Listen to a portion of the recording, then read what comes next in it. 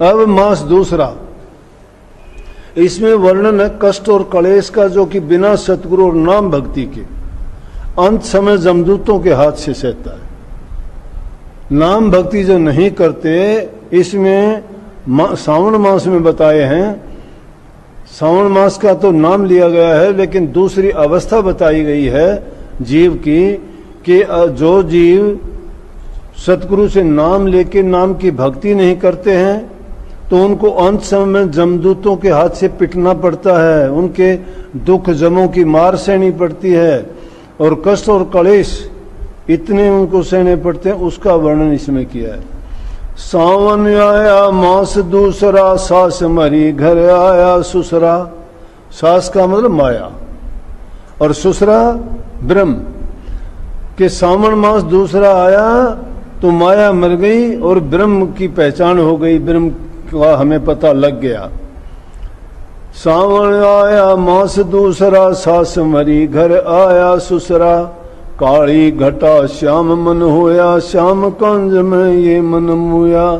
श्याम कहते हैं अंधेरे को ही, काले को कहते हैं ना, कि काली घटा आई और उन्होंने मन भी ऐसा ही काला है और इसने घेर लिया इसे जीव को।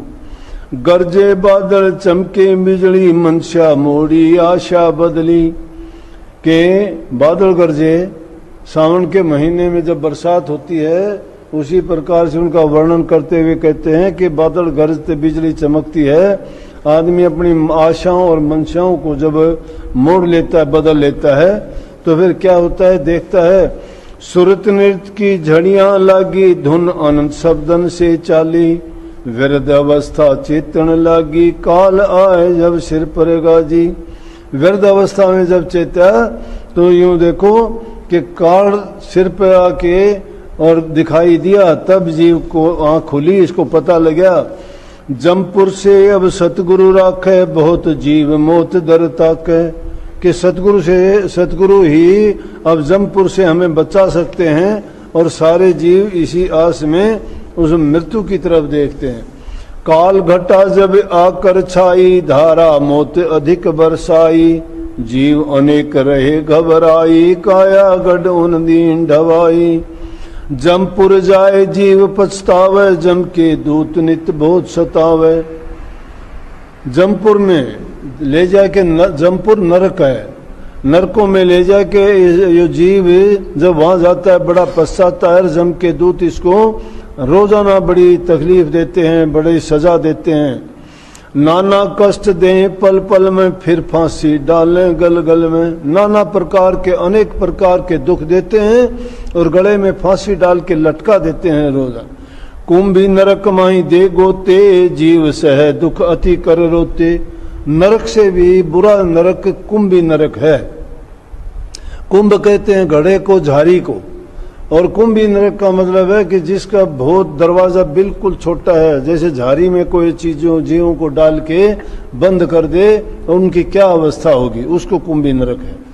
कुंभी नरक मां दे गोते, जीव सह दुख अति कर रोते। वहां जीव चिल्लाते हैं, रोते हैं, तकलीफ कम नहीं है। वह निर्दयी दया नहीं ल्यावे, अति त्रास से जीव मुरझावे। उनके दया दिल में है नहीं, यमदूत उनको इतना दुख और तकलीफ देते हैं, उनके दिल में कोई दया नहीं उनके प्रति, चाहे वो कितना ही चिल्लाओ, कितनी दया की भीख मांगो, क्योंकि उनके किए हुए कर्म की सजा है वो। अगन अगन खम्भ से फिर लिपटावे, हाय हाय कर तब चिल्लावे। तो उन जीवों के साथ जैसे कर्म किए होते हैं, उनके कर्म के अनुसार अगन जैसे जलते हुए खम्भों से उनको लिपटा देते हैं। अब एक जीव उस लोहे के खंबे को जो आग की तरह से जलता है और उससे चिपटाता है, तो क्या होगा, उसकी हालत का अंदाजा लगाओ। सुने न कोई मुश्किल भारी, सर्पन माला ले गल डारी। कोई नहीं सुनता है, उसके गले में सर्प और नाग डाल देते हैं, तो सर्प और नाग उसको डंक मारते रहते हैं, और जब उनके डंक की पीड़ा होती है तो उन पीड़ाओं को सहता है, लेकिन जोर उसका कोई चलता नहीं। सुने न कोई मुश्किल भारी, सर्पन माला ले गल डारी। मार मार चहु दिशे होई, पति गति अपनी सब विधि खोई।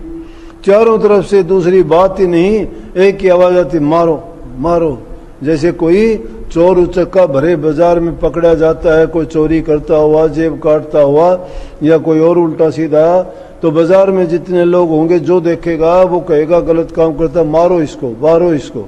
इसी प्रकार से जो नरकन में जीव चला जाता है तो वहां जमदूत जो भी देखता है वो चारों तरफ से एक ही आवाज आती है कि मारो। और जब ऐसी अवस्था किसी की हो जाती है, अपनी जान छुटाने के लिए कभी इधर भागता है, कभी उधर भागता है, कहीं छिपना चाहता है, लेकिन जब इतने उसके पीछे पड़े, वो कहाँ छिपने देंगे उसको। मार मार चहु दिशे होई, पति गति अपनी सब विधि खोई, नरकन में अति त्रास दिखावे, फिर 84 ले पहुंचावे। यहां भी पीछा नहीं छूटता है जीव का। मैं तो कहता हूं डबल सजा होती है खोटे मंदे कर्म करने वालों को। एक तो यहाँ का कानून समाज का कानून है, उसके बाद सरकार का कानून है। जो भी गंदे मंदे कर्म करता है उस कानून के अनुसार उसको सजा भोगनी पड़ती है। और यहाँ से जब छूट के चला जाता है इस दुनिया से ये जीव, तो नरकों में ले जाके वहाँ जमपुर में जमदूत उसको सजा देते हैं, यमराज उसको उसके कर्म के अनुसार सजा देता है। तो यहाँ भी उसने दुख उठाए और आगे जाके नरकों में उसको सजा भोगनी पड़ी। और नरकों से भी सजा भोगने का पीछा नहीं छूटा। ये दुनिया में स्वर्ग और नरक की दो बात करते हैं कि स्वर्ग में जीव को बहुत सुख और आनंद मिलता है, नरकों में जीव को बहुत दुख मिलता है। लेकिन दोनों के दोनों हैं बेड़ी। ये नरक अगर लोहे की बेड़ी है तो स्वर्ग सोने की बेड़ी है। जितना तुमने अच्छा या भला या कोई दान पुण्य या कोई नेक परोपकार के काम किए हैं और उनके कर्म फल के अनुसार स्वर्ग मिला भी है, तो स्वर्ग आपको एक निश्चित अवधि के लिए मिलता है। और वो निश्चित अवधि जब पूरी हो जाती है फिर जीव को वापिस माया देश में भेज दिया जाता है, क्योंकि उसकी 84 नहीं कटी है अभी। उसके कर्म का फल तो उसको मिल गया, स्वर्ग में गया। लेकिन जितने दिन के लिए स्वर्ग का उसको परितोषिक या इनाम जो मिला था वो भोग लिया, वापस फिर आ गया। और इसी तरह से जो जीव नरकों में जाता है उसकी सजा के अनुसार नरक उतने दिन भोगता है वो, और उन नरकों को भोगने के बाद पीछा फिर भी नहीं छूटता है। फिर यही काल देश में लाके डाल दिया जाता है वो जीव दोबारा से। यहाँ जब आता है तो फिर दोबारा से उसकी वही हालत होती है। जीव को अब ये याद नहीं है मैं स्वर्ग से आया, मैं नरक से आया, मैं किस योनि से आया, मैं क्यों आया। यही संतों ने भेद खोल के बताया है इस जीव को कि बड़े शुभ कर्मों के कारण इंसान का चोला कभी मिला था, लेकिन अब के ये अवसर चूक गया तो फिर तुझे ये अवसर फिर मिलने का नहीं है। तो क्या कही, नरकन में अति त्रास दिखावे, फिर 84 ले पहुंचावे। फिर वापिस 84 में ही जाना पड़ता है। गुरु भक्ति बिन ये गति पाई, नरदेही सब वाद गवाई। गुरु की भक्ति के बिना ये हालत होती है, ये गति होती है। अगर गुरु की भक्ति की होती तो ये गति नहीं होती। गुरु की भक्ति ना स्वर्ग की ओर लेके जाती है, नरकों में जाने का सवाल ही नहीं होता है। उनका तो वो भेद और रास्ता देते हैं जिसके कारण सीधा उस शब्द की शरण में ये जीव पहुंच जाता है जहां से जुदा होके आया था, और वहां पहुंचने के बाद इसको वापस नहीं आना पड़ता। इसलिए संत जो इस जीव को वीजा देते हैं धुरधाम का देते हैं, फिर ये दोबारा जन्म मरण में नहीं आता। इस पे ऐसा कर्म ये कोई बनाता नहीं है। अच्छा कर्म करता है तो उसकी भी आस नहीं रखता है, बुरा कर्म सारा छोड़ ही देता है। तो इसलिए कर्मबंदी संसार है, और कर्म से जो मुक्त हो गया तो वो जन्म मरण से मुक्त हो गया। तो संतों के पास वो दाती है, वो दात है, वो उनके पास औषधि है। जो उस औषधि का सेवन करता है उसको दोबारा से संसार के दुख कष्ट झेलने के लिए नहीं आना पड़ता। तो कहते गुरु भक्ति बिन ये गति पाई, नरदेही सब वाद गवाई। गुरु की भक्ति जो नहीं करते उन्होंने जीवन को यूं ही बर्बाद कर दिया, और उनको ये गति मिलती है कि नरकों के दुख भोगने के बाद फिर वापिस आ पड़ते हो। जो जो भजन भक्ति से चूके, तिनके मुख जम पल पल थूके। जो नर भक्ति भाव से चूक गए, किसी भी तरह से चूक गए, किसी भी भ्रम में आके चूक गए, या किसी लालच में आके चूक गए, या जानबूझ के हमने उस भक्ति के पथ को छोड़ दिया, तो क्या होगा, चूक गए वो, किसी भी तरह चूको। जो जो भजन भक्ति से चूके तिनके मुख जम पल पल थूके। ऐसी कुगति होएगी सबकी जो नहीं धारो सतगुरु अब की। ऐसी कुगति, बुरी हालत सबकी होएगी जो सतगुरु को नहीं धारते हैं, सतगुरु पे विश्वास नहीं लाते हैं, सतगुरु की भक्ति नहीं करते हैं और सतगुरु की शरण लेके उनके कहे अनुसार गुरु भक्ति नहीं करते, उनकी हालत बताई है। आगे भी बता दी, खोल के बताई है। सार वचन का महत्व यही है कि जीवों को ये समझ में आ गया कि गुरु का क्या महत्व है, नाम का क्या महत्व है, और दुनियादारी और संसार और ये बाकी के पदार्थ हमारे किस काम के हैं। तो हर चीज खोल के बताई गई है। आगे कही, सतगुरु बिना कोई नहीं बाचे, नाम बिना 84 नाचे। सतगुरु के बिना कोई नहीं बच सकता और नाम भक्ति के बिना 84 में जाना पड़ता है। धन्य भाग हम सतगुरु पाया, चढ़ी सुरत मन गगन समाया। उन जीवों के तो धन्य भाग हैं जिनको सतगुरु मिल गया, नाम मिल गया और उन्होंने शरण लेके सुरत को, मन को हरा के सुरत को गगन में चढ़ा दिया। मन को जीत के जिन्होंने अपनी सूरत को इस काल देश से निकाल के सतगुरु के चरणों की ओर लेके गए। सुन मंडल जाए झूला झूली, सावन मास लिया फल मूली। सावन मास का ये है कि जिस प्रकार से सावन के मास में झूला झूल के हम आनंद मनाते हैं, उसी प्रकार से सतगुरु की शरण लेके, नाम लेके जो भक्ति कर लेते हैं वो शून्य मंडल में, ऊपरी रूहानी मंडलों में जाके आनंद के झूले झूलते हैं और वहां उनको बहुत खुशी और आनंद मिलता है। सखियां मिल सब गावन लागी, माया ममता देखत भागी। सखियां कौन सी हुई? आदमी की ये माया ममता क्यों भागी?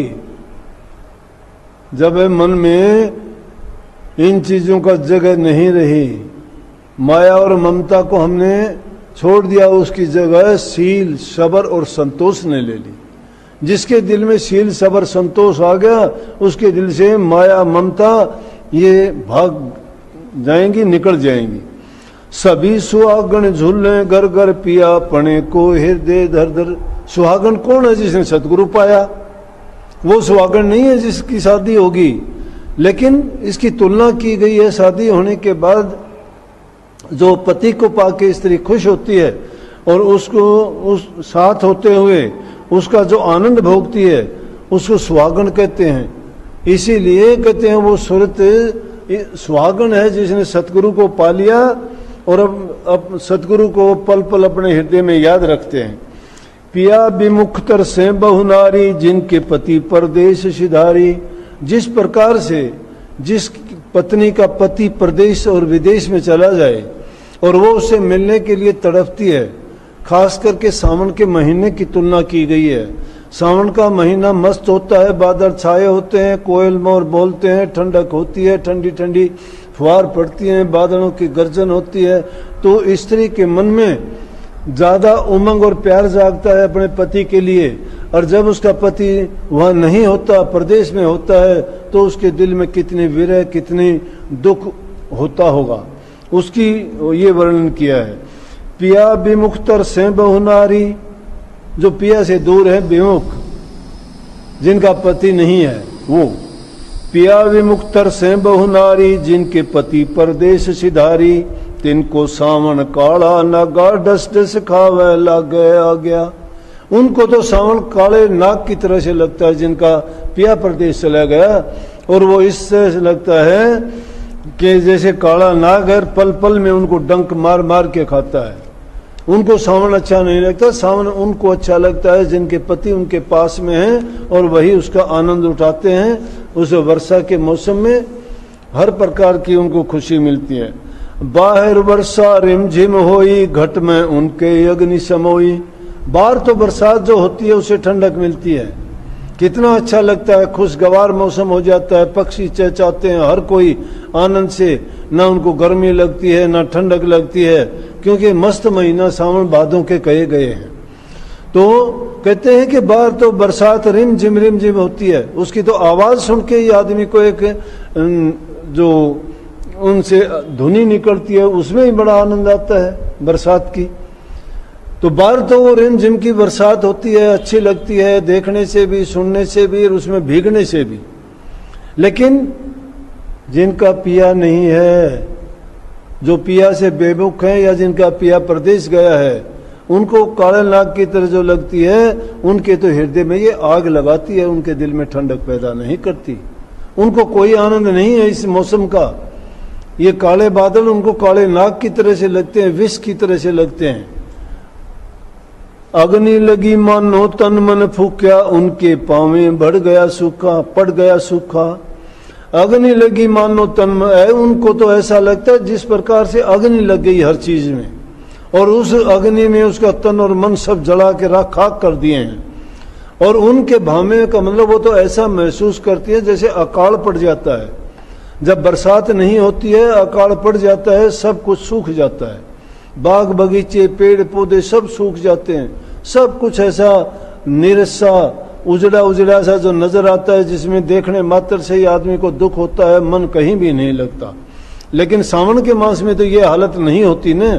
बरसात है, हरी भरी घास है, पेड़ पौधों पे नई पत्ते हैं, पक्षी चहचहाते हैं, बूंद गिरती हैं, आनंद होता है उसको देखते हुए। बरसात को रिमझिम रिमझिम बरसात होती है, कितना उसमें आनंद मिलता है। लेकिन उनके लिए क्या कही कि उनके लिए कैसा लगता है वो, अग्नि लगे मानो तन मन फूक्या, उनके भावे पड़ गया सूखा। क्योंकि जिनके दिल में प्यार नहीं है, उनको वो चीजें अच्छी नहीं लगती। तीज त्योहार कछु नहीं भावे, मन में दुख नहीं हर्ष समावे। उनको तीज त्योहार क्या अच्छे लगेंगे।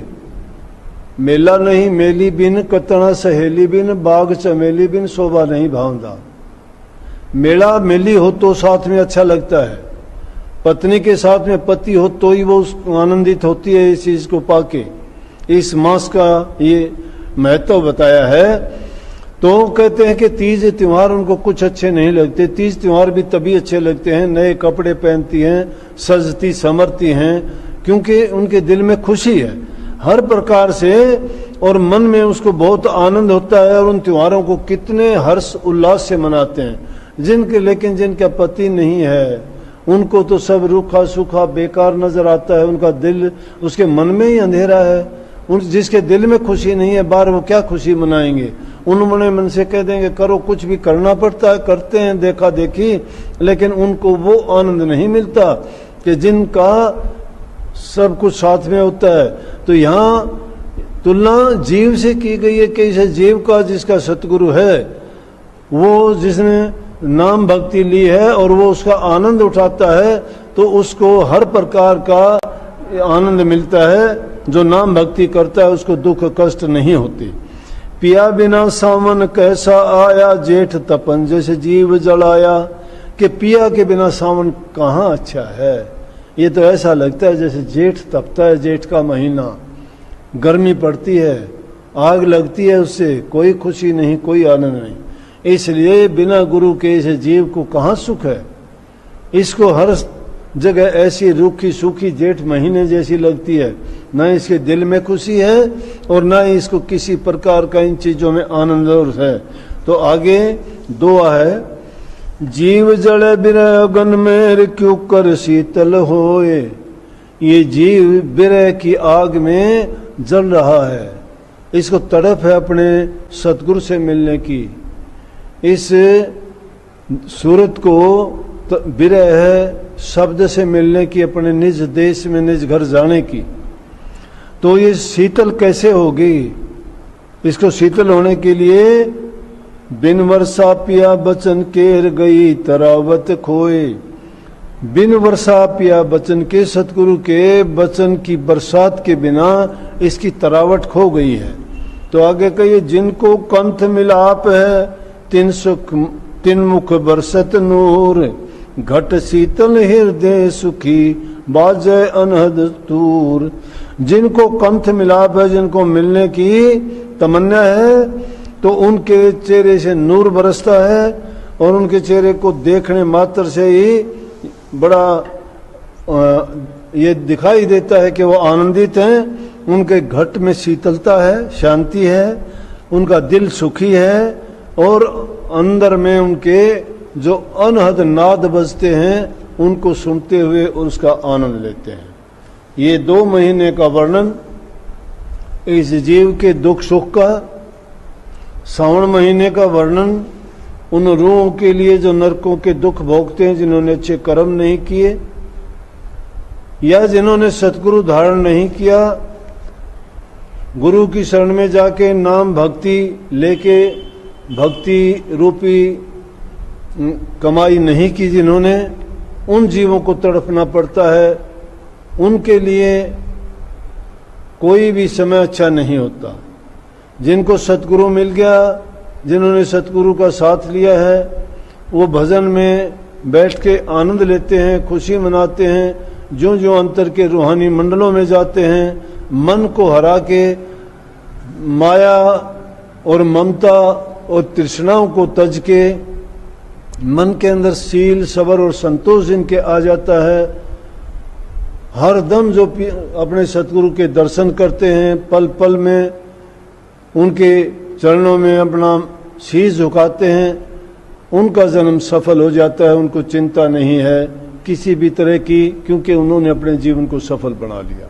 लेकिन जिन्होंने गुरु भक्ति से जो चूक जाते हैं, वो जमों के हाथ लगते हैं, नरकों के दुख भोगने पड़ते हैं। उनका संसार भी दुखी है, संसार में भी दुखी रहते हैं, और यहाँ से जाने के बाद भी नरकों के दुख सहने के बाद फिर वापस उनको मृत मंडल में जो भेजा जाता है, फिर से 84 के चक्कर उनको लगाने पड़ते हैं। और आगे का कुछ भेद नहीं, क्या पता उनको गुरु मिले या ना मिले, सत्संग मिले या ना मिले। मिले तो क्या पता कि धुर घर का भेदी या शब्द भेदी गुरु कैसे प्राप्त हो उनको, ये मुश्किल है। लेकिन इसीलिए कहिए इस जीव को कि अब ये अवसर है, भला अवसर मिला है, इंसान का चोला मिला, सतगुरु मिला हमारे शुभ और नेक कर्मों के कारण, सत्संग मिला, उनका संग मिला, और उनके संग के कारण उनकी भक्ति करके अपने जीवन को हम सफल कर सकते हैं। ये इन 2 महीने में आया है।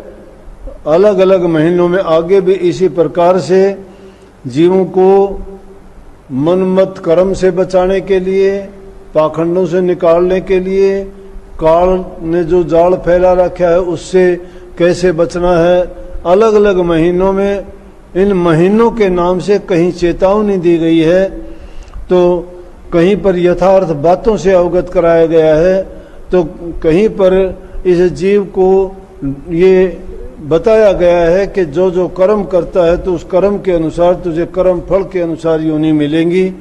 तो इसलिए इसी इंसान के चोले में अपने जीवन को सफल बनाने का प्रयास करो। गुरु भक्ति में मन को लगाओ, खोटे मंदे कर्म करने से बचो। जितना हो सके मन से, वचन से, कर्म से नेक कर्म करो और अपने जीवन को सफल करो। सबको बहुत बहुत आशीर्वाद। राधा स्वामी।